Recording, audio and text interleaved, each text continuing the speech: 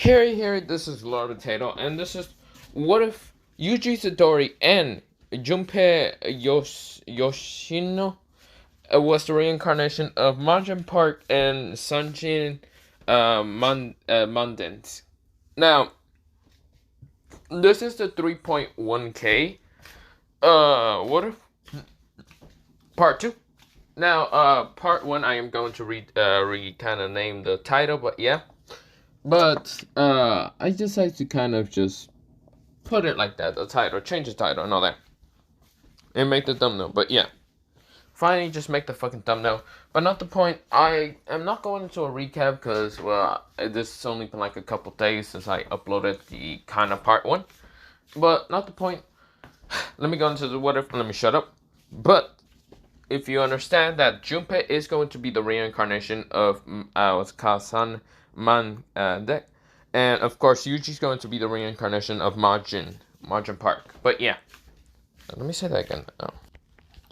San Mandeok, that's what Junpei is going to be the reincarnation.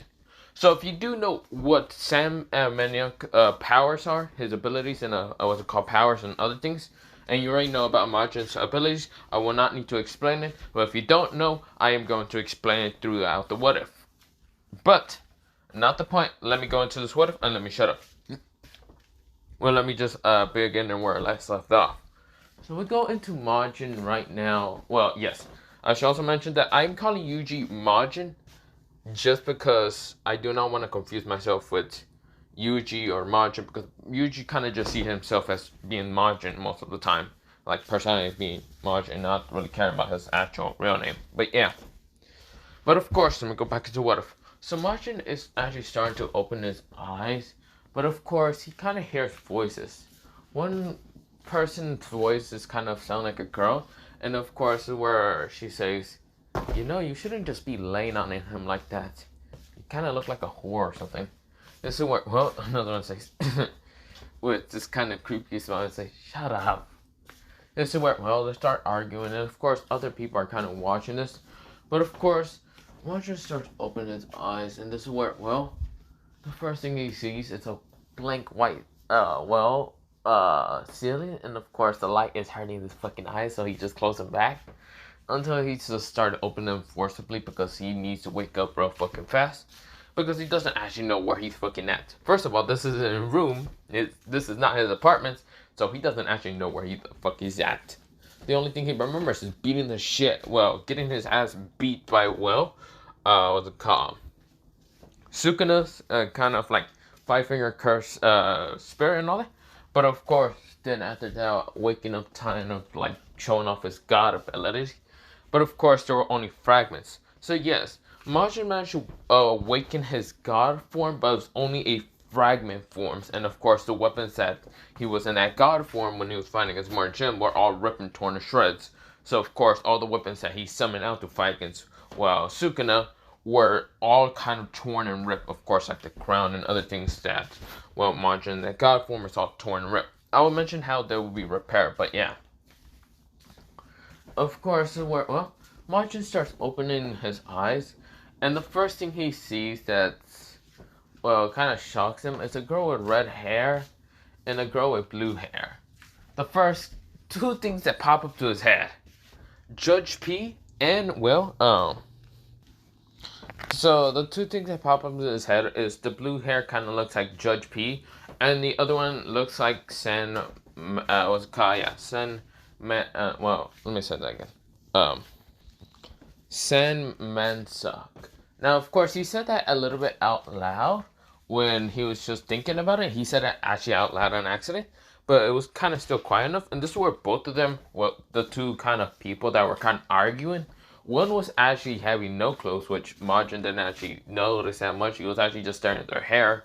But of course, this is where they turn around and they look at Majin. He's right now cracking his eyes open. This is where, well, Mujin then gets up after, like, he gets up from his bed and realizes one thing. His shirt is kind of, like, right now cut. And, of course, this is where, well, his chest wounds are pretty fucking bad. Since Sukuna just stomp on his shit most of the time and did actually manage to cut him. But, yeah. But, of course, well, when he gets up, he actually coughs up a little bit of blood and says, damn, I'm still wounded. Fuck. That son of a bitch hurt a lot. This is where, oh, he then opened his eyes fully and he sees, well, the two, what's it called?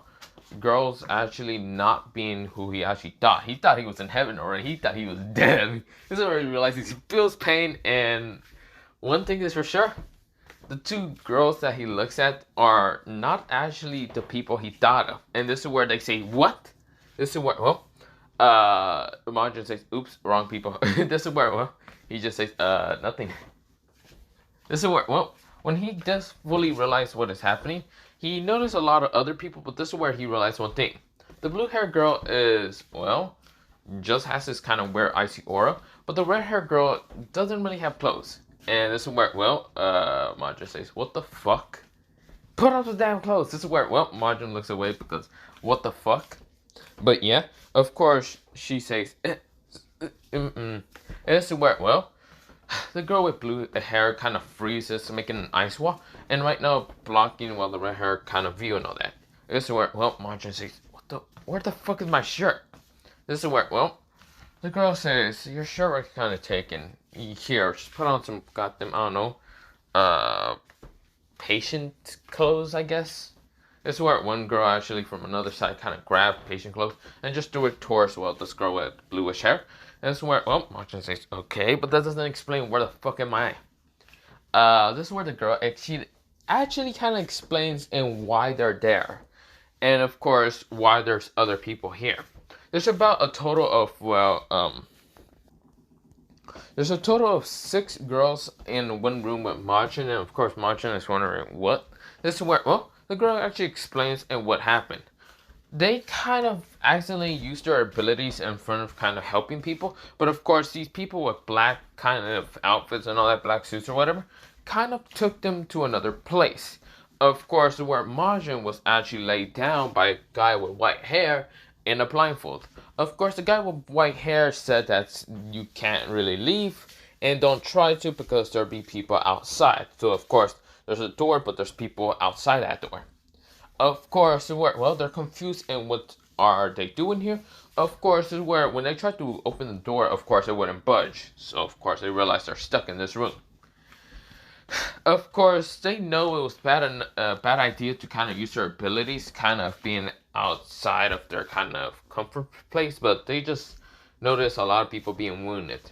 So, of course, this is where some of them wanted to help, some of them didn't want to help, but they just helped on kind of just why not. But yeah, of course, well, the girl kind of explains her name is Esif and not Judge P. It's where, well, she kind of her eyes at, well, Mujin, and Mujin says, sorry, I thought I mistook you for someone. Your blue hair kind of reminds me way too much of someone. This is where, well, she says, whatever. So what's your name? This is where Mujin says, the name's Mujin Park. This is where Esif says, Mujin Park. That sounds kind of Korean.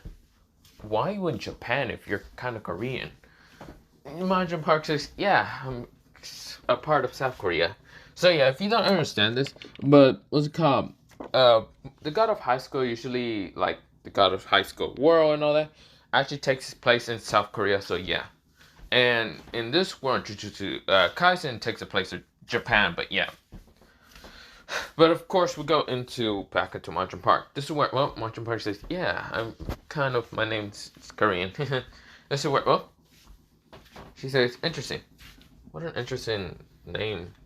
This is where Mujin realized one thing. Necklace. This is where he says, where's my necklace? This is where she kind of points to the next, like the kind of stand next to him. And this is where Mujin kind of grabs and puts it on.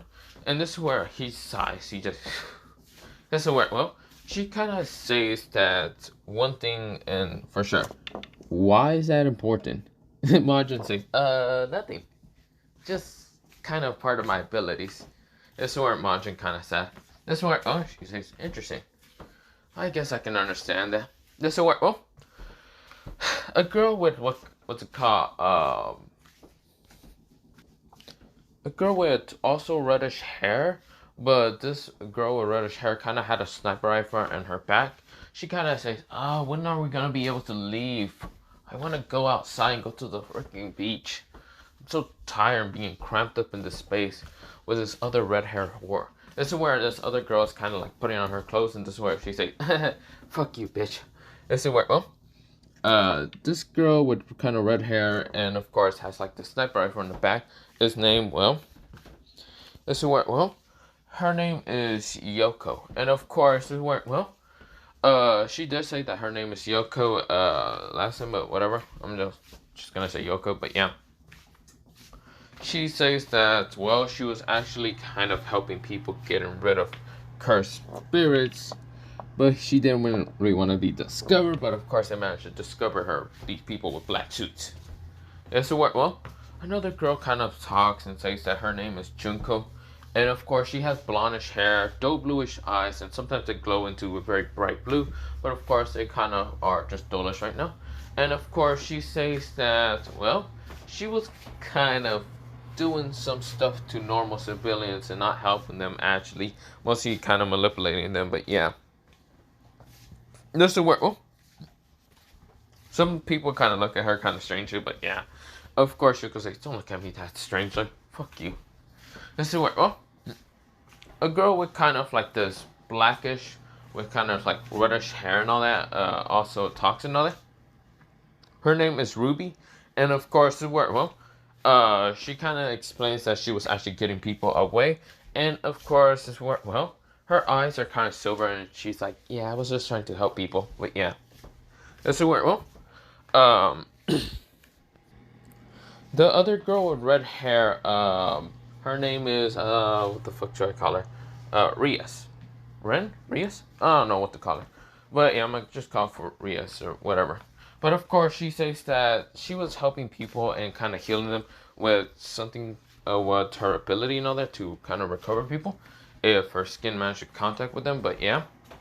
Of course, that's why she was kind of half naked and trying to heal, Mujin, because he was actually more wounded than actually a normal person should be, even alive. Which she explains that how in the fuck is Mujin even alive? Mujin says, "Don't know," but yeah. That's the word. Then there's the other kind of, female, the sixth female.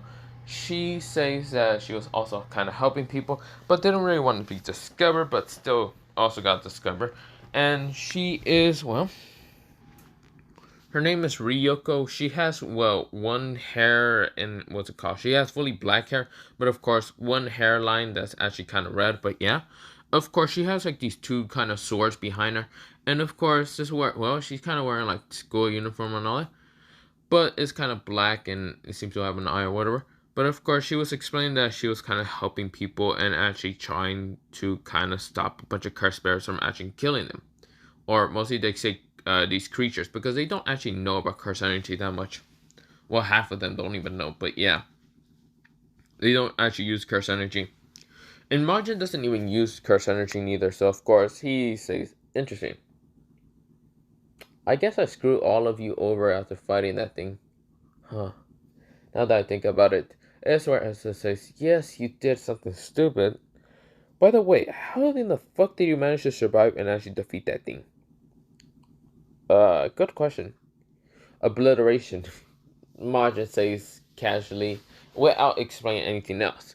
This is where, SFX, you're not gonna explain anything else, or you probably pass out before even knowing what the fuck even happened. Let's say that, because I don't actually remember. Majin knows what happens. He actually does actually have blurry images on what happened. He accidentally unlocked his like god form, but it was a broken version of his actual god form. That when he kind of got from I forgot that one god's name, but yeah. But of course, it was a broken version, but of course he still managed to defeat Sukuna. But of course, Majin says, yeah, let's say that. That's what she says. Fine, whatever. That's where, they say, how are you gonna get out of here? You're still wounded. Half of us don't even want to be here. But I feel like if you're still here, they will try to hunt us down and try to bring us back here. For some reason. I don't know. That's what, Majin says, I guess that's true. Huh. Damn, where is he anyway? This is where, we go into someone kind of walking through trees. Or mostly kind of, well, finding the location and where the fuck Margin Park went. This is where he has a phone in his hand. He has other things, well, on a kind of backpack. Well, not really a backpack. He just has what's called, well, his black clothing. And of course, he wears like a black jacket and all that. And white shirt underneath, but yeah. He got his black hair. And of course, he just like blows on his hair because some of the hair wanted to fall on his face, like mostly into his mouth. He just like, damn hair. This is where you kind of brush it with hand, but yeah. Of course, he looks at the phone, and of course, dot, dot, dot, dot, dot. This is where, well, he noticed one thing. He's now at the location and where the fuck Margin Park's at. But we go into, well, Margin. Margin saying, okay. Why are you staring at me? He kind of looks at the blue hair girl. The blue hair girl says, since we have time, are you really Korean or are you Japanese also? Because you can easily understand what I'm saying. Margin says, I guess you can say I'm from, well, I am from Korea, but I'm also kind of was born in Japan. So even though I have a Korean name, I'm kind of born in Japan. So yeah. This is where, well, he says, I see. Well, that's interesting. Okay. Since we're here, and I don't think you're going to be able to heal yourself fast enough, she then, like, points at the red-haired girl that she'd be able to heal him, but not go into, well, halfly naked to her or whatever. And, of course, the girl nodded, and, of course, just put her hand onto Machin's, like, hand and all that. And, of course, trying to just transfer energy, mostly positive curse energy, because she does use positive curse energy to kind of transfer people, the energy to try to heal them. But yeah, Majin kind of feels way too uncomfortable. But yeah, of course, this is where, well, he kind of just tried to tell her to kind of grab his, like, well, shoulder or whatever, anything that doesn't actually just physically has to touch with hands. But yeah, of course, Ria's well, didn't care and just grabbed his hand. Just transfer, well, positive curse energy. She isn't really experienced with positive curse energy, but yeah. It's work, well. So, of course, it worked, well. SF then asks in what school that does Yuji go. Yuji explains that, well, not Yuji, Majin explains that he goes to a school that's actually pretty close to, like, the other schools, well, the other kind of people ask, or kind of say and all that. This is where all of them realize that their schools are either like 5 miles apart, 15 miles apart, 10 miles apart, but, well, not 10 or 15, like 5 to 6 miles apart, but yeah. And they also found out that they're almost all the same age, 16 actually. Actually, almost all of them are 16. This is where, well, they explain about their favorite food or whatever, but of course, then they feel this rumbling. This is where, well, we go outside of the Jujutsu Sorcerer fighting against, well, some weird creatures in the sky that has wings and swords, and of course also have to dodge these giant swords from the sky. This is where someone in the tree lines is laughing. Right now having one of his eyes open. Right now having the Omega symbol in his eye. Right now he summoned out, well, the swords, God's Blades, because that's, well, his ability. God Blades allow him to actually summon out, well, his ability is called God's Blades, but of course, he can summon out these creatures called, well, these creatures are called Nephilim, and of course, this is where, well, if you don't know what Nephilim is, let me show you. These are what Nephilim are, basically these kind of like god angelish creatures, but yeah. And of course, giant swords from the sky right now falling upon these Jujutsu Sorcerers. The Jujutsu Sorcerers are trying to fight back against these creatures, but of course, are kind of losing, but yeah. But of course, well, Chaos is out running through, well, Tokyo, because yes, this is Tokyo, with Jujutsu High Tokyo. Of course, well, someone is right now fighting against these creatures, and of course, a guy with white hair and a blindfold, but yeah. He's right now using positive curse energy, red, and also curse energy blue, but yeah. This is where, well, we go into, well, someone kind of, well, not someone, what's it called? This person right now running through the woods and all that. Of course, trying to get to Mujin Park location and all that, until he accidentally bump into a girl with kind of black hair, with long black hair, kind of a bluish uniform, and has a kind of katana. Now, of course, where the girl thought it was actually a Jujutsu sorcerer was about to attack Junpei. Junpei jumps away from, well, what's it called? She was about to just swing her sword at him, and this is where Junpei says, "What are you, a Jujutsu sorcerer?" This is where the girl says, "I thought you were a Jujutsu sorcerer." This is where, well, Junpei says, "No, the hell, I'm here to rescue someone right now." She says, "I guess we kind of have the similar goal, I'm rescuing people." Junpei says, "I guess so." This is where, before they kind of get closer to each other, and this is where Junpei has his hands out, even, what's it called, this girl. This is where, well, they kind of look at each other, and this is where they're confused in, well, what they are actually after. This is where, well, this girl doesn't actually have a location in what she's after, but this is where a blinking dot on what's called Junpei's phone is still blinking. She says, "What is that?" "This is a tracker on someone that I'm looking for." This is where she says, "He might also have, well, my sister." This is where, well, Junpei says, "Huh?" "Oh, nothing." This is where, well, she says, "How about this? I'll help you, like, get whoever this person is if you help me, find my sister." Junpei says, "Fine." Before he even finished that sentence, two people smash upon, well, in front of them, or mostly it just flies past him. And this is where, well, a girl with kind of blondish hair, and it's right now her hair is kind of glowing, and her purple eyes kind of goes red.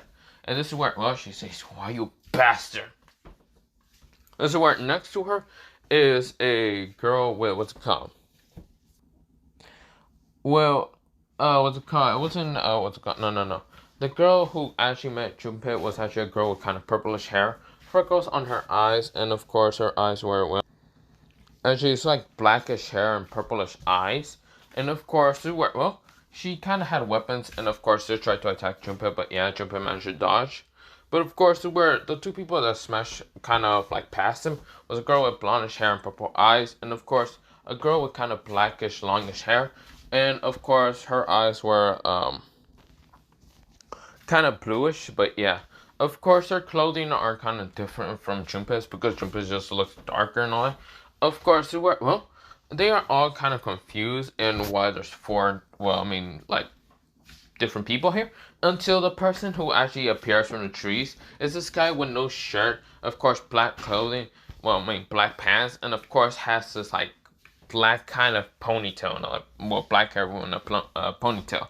This guy has a scar on, well, his face, and he says, "Interesting, beautiful women I see." Well, I can't ask you that question about what I wanted to ask, but I can see you're a guy. He points at Junpei, and Junpei says, "Me? Yeah, you. Let me ask you a question." Junpei says, "Okay. If I answer your question, would you fuck off already?" Just where, well, this person says, "What an interesting bastard you are." "No, I won't. I'll kick your ass if you answer this wrong." Junpei says, "Fine, what is your stupid question?" This is what, well, "What type of girl are you interested in?" This person screamed out. This is where Junpei goes, ... Even the three other people who are kind of next to Junpei also goes ... This is where, well, this person explains the different asses of a girl, either with a big chest, a nice... Okay, I'm done. But yeah, this is where this person just explains about the height and this whatever kind of fetishes you have and all that. And this person is Togo. Yes, this guy is basically Togo. So of course, well, is it Togo? Am I saying him right? Yeah, it's a guy who mostly kind of does the boogie woogie kind of like switch spot or whatever. Yeah, that curse energy. But yeah, of course, well, he's saying all this, and this is where Junpei goes ... Okay, I'm not answering you the damn question. This is where Junpei said. This is where, well, Togo says, "I see. Then I see your chosen death." This is where Togo rushes at, well, Junpei. Junpei's eyes right now, well, behind, well, his long black hair, right now opens up and shows the Omega symbol. This is where he says, push. This is where an Omega symbol appears, right now pushing, well, what's it called, Togo into multiple trees. This is where Junpei says, I'm not that likely to be taken out. You bastard. This is where, well, Togo smashes out of the woods and of course rushes at Togo. And of course, where, well, he starts trying to fight against, well, Junpei. Now, of course, where, well, the girl with kind of blackish hair pulls out a gun and starts shooting at, well, Togo. And Togo kind of uses curse energy just to encase himself. So, of course, bullets wouldn't hurt him that much. This is where he says, what an interesting girl you are. We're actually looking kind of... Before he even says anything, a sword almost stab upon him. This is where it was actually Junpei kind of summoning out swords. This is where Junpei says, I think you shouldn't be looking at something else. You know, for some reason, you kind of give me those creepy ass feelings of you're a creep at the same time. And so, well, the girl with the gun says, thank you, for the love of God, he does give me creepy vibes. This is where the other two are right now confused. But of course, this is where the girl with the sword tries to slice at, well, Togo dodges and says, you're tall. And you look great. This is where before he even says anything, a fiery punch actually smashes into his face right now, launching him into multiple trees. This is where, well, the girl says, don't lose focus, you idiot. I'm gonna beat the shit out of you for even messing up my goldenish blonde hair. This is where, well, she's angry. This is where, the other four are, well, I mean, the other three are confused. Junpei is also confused. It's like ... because when I mean the other three, Junpei is counting. But yeah, this is where, well, Junpei says, whatever. This is where, well, he summons out, well, what's it called? A blade called. This is where Junpei actually creates a sword, right now very large, and says God Iron Mace. This is where, well, he launches it at where Togo should be at, and Togo just managed to kind of use his curse energy to smash through the plate, and rushes at, well, what's it called, Junpei. Junpei noticed that he's actually about to get punched. This is where, well, Junpei doesn't seem phased about getting punched in the face. This is where Togo says, I'm going to kill you, brat. This is where, well, the others kind of wind their eyes on how fast Togo's going. And this is where Junpei doesn't even seem phased. Instead, Junpei kind of like lift up his hand. And of course, this is where, well, even though you can't see the Omega symbol, this is where in both of Junpei's eyes actually activates the Omega symbol. A very brightish yellow glow actually appears in his eyes. This is where, well, he says, disappear, you foolish fool. This is where he puts both of his hands up in the air. And this is where two Omega symbols actually appear. This is where, well, actually smashes into Togo's, like, gut. Right now, removing a good chunk of it. By kind of making the Omega symbol just kind of going through him. Just piercing him. And, of course, the other one actually disintegrated the arm that was actually about to punch, well, Junpei. Of course, it still smashes upon Junpei. But this is where Junpei managed to kick at, well, what's it called? Togo. And this is where, well, when he did kick, he says recoilless kick. Of course, hurting his leg because he never actually did ever, like, train in Taekwondo, but whatever. But yeah. Of course, well, Junpei's kind of hurting his leg, but of course, Togo's smashing into multiple other trees. That's where, well, he is right now unable to move. He's a son of a bitch. This is where, well, Junpei, he kind of limps with his leg. And says, idiot. This is where his eyes goes back normal. But of course, he looks at his phone and of course it's cracked, but he still sees the dot keep blinking. He says, son of a bitch, I need a new phone. Whatever. This is where Junpei kind of just limps towards where, what's it called, Mujin would be at. But before doing that, he kind of pulls out, well, a kind of syringe, smashes it into his leg, or mostly into his shoulder. And of course, it's just medicine, so it will actually help him. But it was kind of yellow liquids, actually. But yeah. But we go into, well, Mujin's act. This is where Mujin then gets a feeling that, well, someone is close. This is where, well, Mujin gets up, and this is where he kind of, like, lets go of, well, Ria's hand and all that, who is right now still kind of, like, sending, positive curse energy. But of course, she says, hey, can you actually sit still for a second? I can't help you if you just won't let me help you. This is where Mujin says, it's fine, my wounds are good enough. This is where he kind of points his hand at the door, and right now Golden Cross appears. He says, Golden Divine Disappearment. This is where, well, A cross appears, smashes into the door, and disintegrated the door, but also killing the person behind that door. This is where that person, well, the person next to him, kind of says, "Hey!" This is where, well, before he's even to say anything, the Omega symbol appears into his heart. Right now, piercing his heart, and of course, making the Omega symbol. This is where, well, the guy says, "Oh," he dies. This is where Mujin walks around the door and says, "Ah, hello there, Mandeok." That's what Mandeok says. "Oh, screw you, Mujin."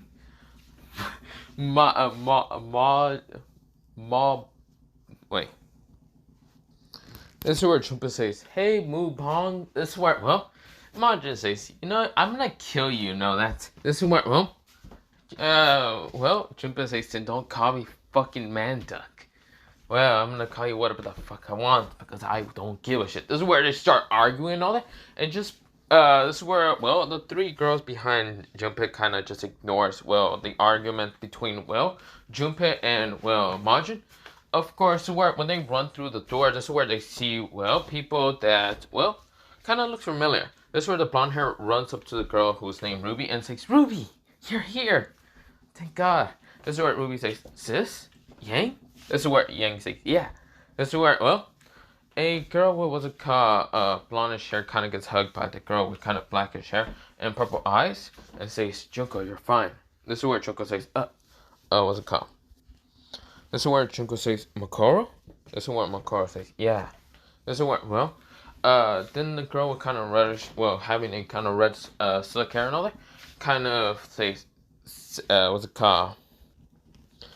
Sasuke, well, she says, "Sasuke?" This is where Sasuke says, "Hey, you gotta get out of here, you know that? This place is fucking crazy and all that." This is where they all nodded, but before leaving, this is where, well, both Martian and even, well, what's it called? Well, Junpei starts arguing. This is where Junpei says, "Here." He throws a kind of like this robot's kind of machinery and, well, mostly for what's it called, Margin. And this is where he throws a syringe. This is where, well, Margin says, "Did he fucking use half of it? Motherfucker, I was wounded. Using the recorders can fucking hurt the leg." "Well, maybe you should have trained. That would have fucking not hurt it." Screw off. Just use it and shut up. Your wounds are more badly hurt than I am. Then why did you use half of it? Why didn't you use... Shut up already. Junpei just said. This is what, well, everyone managed to get out, and they just see, well, Margin stab himself in the chest, and kind of in the syringe, kind of like putting stuff into him. And this is where he starts using the kind of hand, or mostly just robotic hand. He kind of puts it on his, what's it called, well, right hand and all that. Not his left hand because it has the cross and all that. And this is where the right hand actually activates. And this is where it actually starts kind of giving out information. Well, mostly kind of telling Margin Park about this. Nano machine arm activated. You have nanos machine bots inside of you. Right now, healing process at 75%. Or not 75, 55%. Restoring would take 1 hour. Margin Park says, "Fuck, if you didn't use half of it, I would have been at about 30 seconds. Good. Fuck you, fucking Mandeok." Yeah, so where, well, Junpei say, "I'm not kill you. Motherfucker, you use half of it." This is where they start arguing again, but this is where, well, a girl with kind of bluish hair just smacks the shit out of Majin in the back of the head and says, "Ah, what the hell was that for?" This is where mostly a girl with blackish hair kind of smacks the shit out of, well, one of the purple eyes and freckles, smacks the shit out of Junpei, and Junpei say, "What the fuck was that for?" This is where, well, they're right now angry, but of course, this is where they kind of say, well, these two people say, "You know, you should stop arguing. Who the fuck is this person? And why do you have a robotic arm now?" Don't worry about this shit. This is just called nanomachine arm. A prototype, shouldn't it be? Well, since we're funded by the government, this should be fucking a prototype. But guess what? Don't destroy it or the fucking government will be pissed at us. Who gives a shit? I just want to test this out for a second. Oh yeah, destroying people is fun for you. Right, I forgot about that. You live just torturing people and not giving a shit about them. And whatever. That's what, well, they actually starts kind of walking fast. And of course, all of them are kind of leaving. But before leaving and they get outside, a guy with kind of, well, whitish hair And of course, a blindfold appears and says, "Hello there. Sorry, I can't let you leave." This is where, well, all of them say, "Fuck." This is what, well, mostly, Yuji doesn't know who the fuck this person is, but yeah. Mostly kind of, say, "Sorry, I can't let you leave. But, you know what I can do? Is stop you from leaving." This is where, well, all of them gets on guard, and this is where, well, Gojo says, "Well, it's time to stop you." This is where he starts trying to fight against him, but this is where both Junpei and, well, Majin actually activates their abilities. This is where Majin activates the golden cross to try to smash it upon, well, Gojo. Gojo sees that this cross is actually destroying Limitless. It's actually kind of like erasing Limitless. But of course, slowly, because Limitless is Limitless. But of course, where, well, Junpei appears behind, well, Majin, or not Majin, mostly behind Gojo, and says a Mega. This is where the Mega symbol appears behind, well, Gojo. Realizing that Limitless is being destroyed, and this is where he just had to teleport. This is where, oh, Gojo says, "Interesting. You two are very powerful." This is where he had to dodge multiple gunshots and also ice attacks, and other attacks from, well, the other people. This is where, oh, he says, "You people are strong, but I won't let you all escape." This is where, oh, Majin says, "Oh yeah? And why not?" This is where, well, Gojo says, "Because I can't let you escape, so yeah. So, just surrender," and this would be all. This is where a laser beam almost hits him, and this is where, well, Majin's arm is right now on a cooldown. This is where he says, "Fuck." This is where Junpei says, "Why didn't you hold on to that? For fuck's sakes, why did you use that?" Oh, he's serious. This is where, well, Junpei says, "Whatever." This one, well, Yuji says, "I know Yuji." Mujin says, "Don't worry, I have a plan." And what was that? This. This is where Yuji appears right in front of Gojo. And right now using his left hand. And right now grabbing Gojo.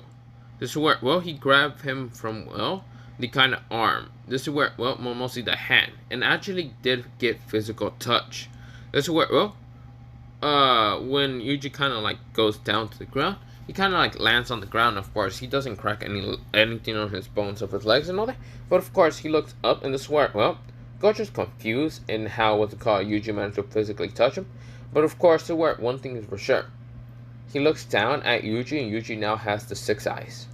This is where, well, he then, like, kind of removed the blindfold from his eyes and realizes that he isn't able to, well, figure out any knowledge no more. This is where he widens his eyes and says, "No, it can't be." This is where, well, Gojo lands down on the ground. Of course, just having to land down using some curse energy to reinforce his legs so it doesn't break. And this is where, well, he then asks, well, Yuji about one question. "What is your last name?" This is where, well, Yuji says, "Park. Why?"